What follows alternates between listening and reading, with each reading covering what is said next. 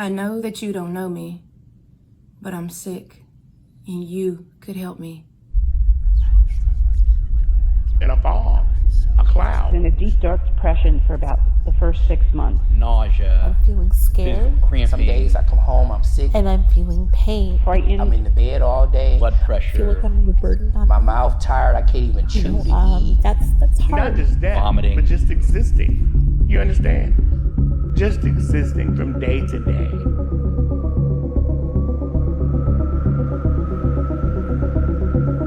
This is our wait list for a kidney transplant.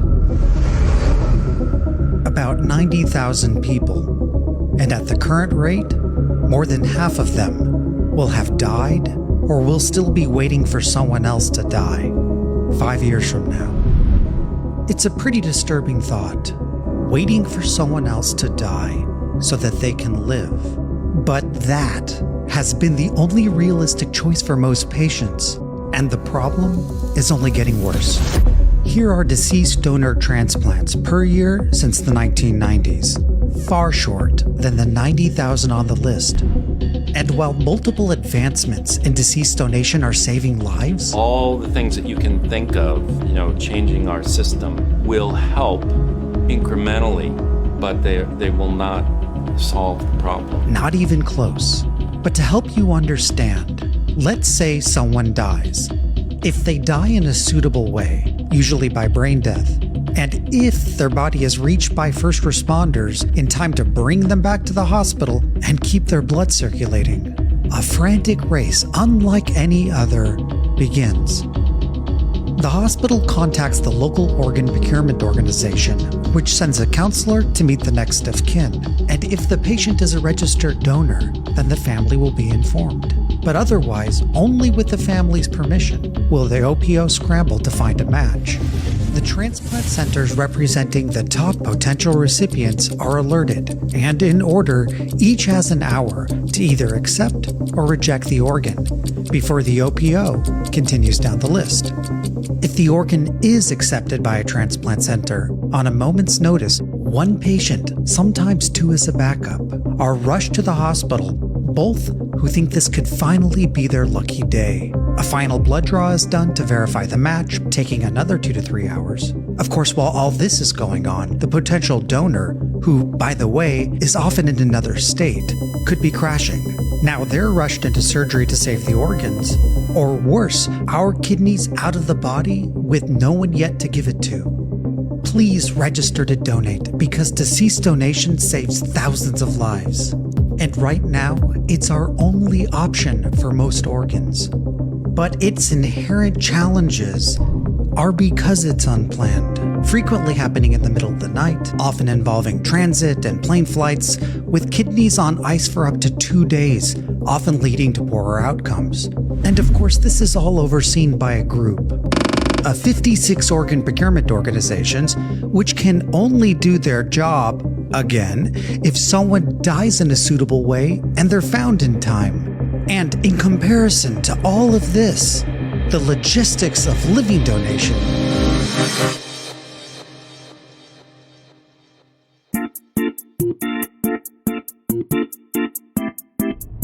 even though living donation is safe, completely planned, scheduled at a convenient time, with kidneys that last on average twice as long as those from deceased donors, and it allows patients to stop waiting for someone else to die.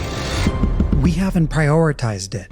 Over the last 2 decades, living donation has actually gone down. And that's despite our population increasing by 43 million people. And this all perpetuates a myth that there is a shortage of organs. Our potential donor pool of 258 million adults in the United States. Just for argument's sake, let's remove those over the age of 65, then the 40% that are obese. The question then becomes, how many of the remaining would donate a kidney if they knew there was a need? And as it turns out, a 2019 study by the US Department of Health looked at this very thing. It found that 86% of respondents would donate to a family member, 54% would donate to an acquaintance, and 45% would donate to a stranger. But again, just for argument's sake, let's say that the study is totally flawed, and after learning more, we learned that only 1% would donate to a stranger. That 1%, which assumes only strangers can donate, would still leave us with 6 times the potential donors we'd need to transplant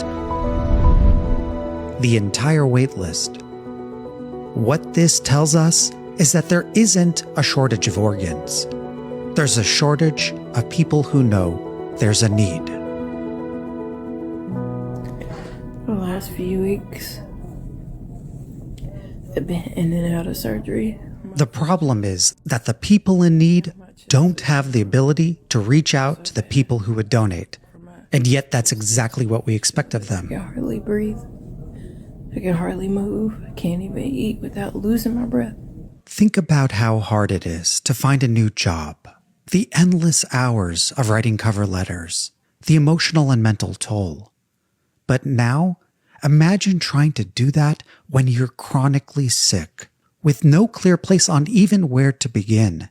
And instead of a job, asking someone to go through surgery after you've already been rejected by your closest family and friends. Something has to change.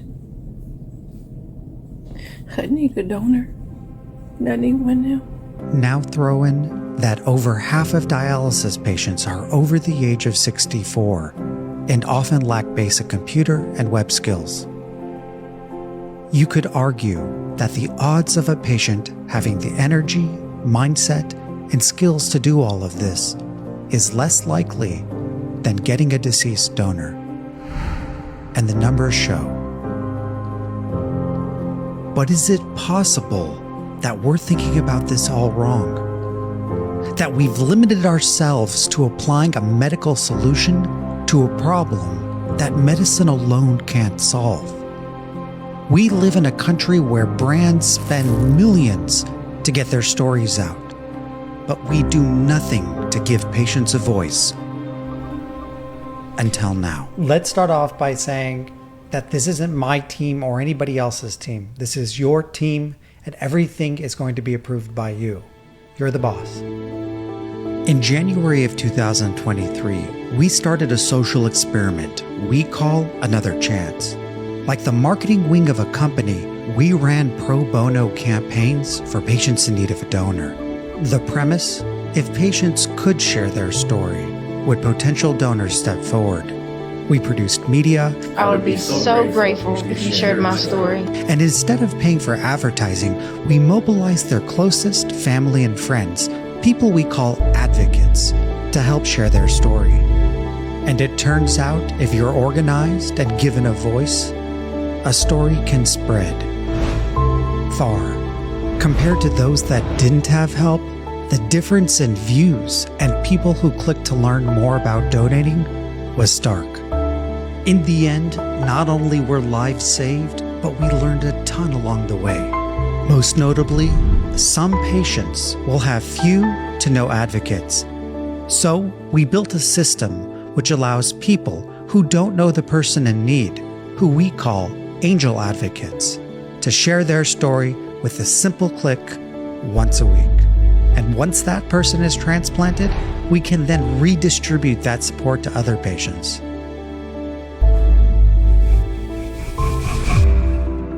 We need your help.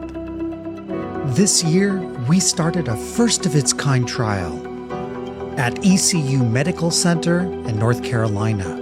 This won't happen overnight, but for the first time ever, we have the opportunity to usher in a new model. Which isn't predicated on waiting for someone else to die. We know that if made aware, people find the courage and heart to give the gift of life, even to a stranger. This is our chance to band together and use our collective voice, save the lives of those in need, and cut into the nation's wait list like nothing ever has. Please join us and be an angel.